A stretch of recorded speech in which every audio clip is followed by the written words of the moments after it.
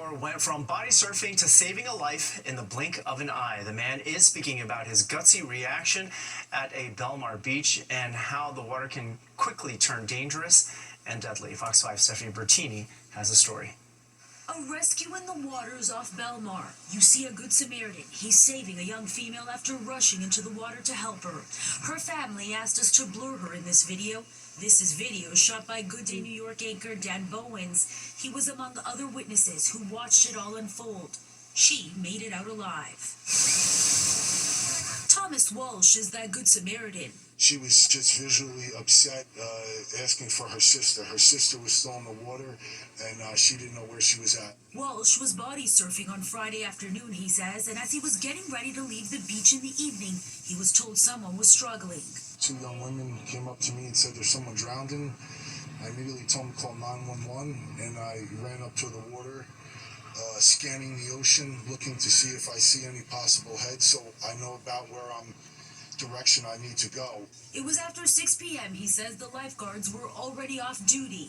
He says he spotted 3 men who seemed to be searching too, and then he asked a woman nearby to call 911. Next, he spotted who he was looking for. I seen a young girl with her face in the water and her head. So I swam. She was about 15 feet away from me. I swam over to her. I put my arms around her and I tried to get her up on the jetties, the rocks. He says once they got up on the rocks, first responders started to arrive. She was conscious. And while she survived, soon another young female's body was pulled out of the water. Walsh says it was all very chaotic. They're doing CPR on her. They're trying everything possible.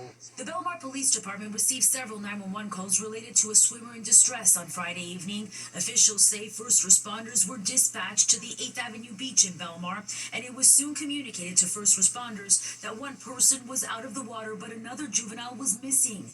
That missing juvenile, 13 years old. And officials say she was eventually found unresponsive in the water.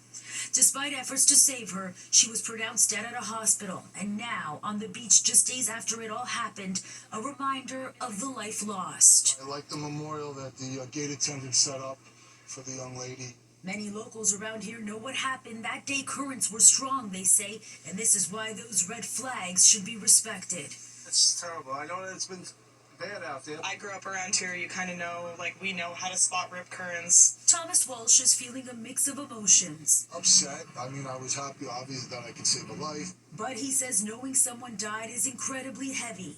The husband and father of 3 decided to share his experience with Fox 5 News, something that can remind us all how dangerous water can be and how precious life is. I have 3 children, and to come to the beach and leave without one of it, it's awful.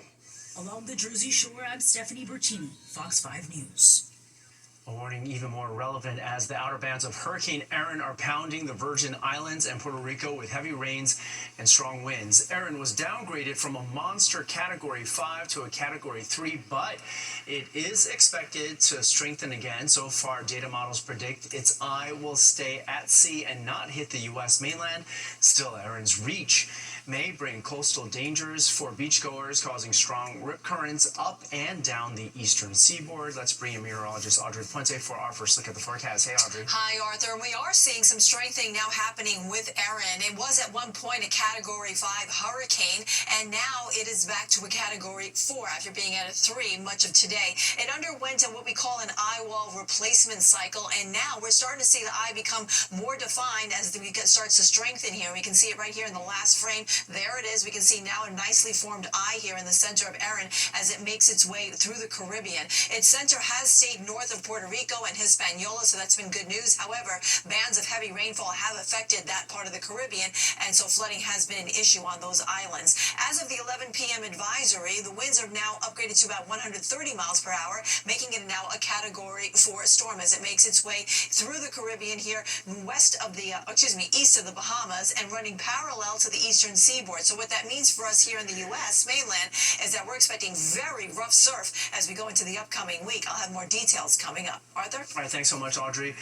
European and NATO leaders will join Ukrainian President Volodymyr Zelensky in Washington tomorrow for talks with President Trump on ending Russia's war. While visiting the EU headquarters ahead of the Washington meeting, Zelensky said it is crucial that Europe is united behind Ukraine. Secretary of State Marco Rubio said a possible ceasefire is not off the table, but that the best way to end the war would be through a full peace deal. That the best way to end this conflict is through a full peace deal. There's no doubt about that. I mean, who would be against the fact if tomorrow we came to you and said we have a full peace deal and it's done? I think that's the best way to end the war. Now, whether there needs to be a ceasefire on the way there, well, we've advocated for that. Unfortunately, the Russians, as of now, have not agreed to that. But the ideal here, what we're aiming for here is not a ceasefire. What we ultimately are aiming for is an end to this war. Meanwhile, the president of the European Commission says the EU will move forward next month with its 19th sanction package against Russia if the Kremlin refuses to stop its war in Ukraine. Tens of thousands of protesters took over the streets of Israel today.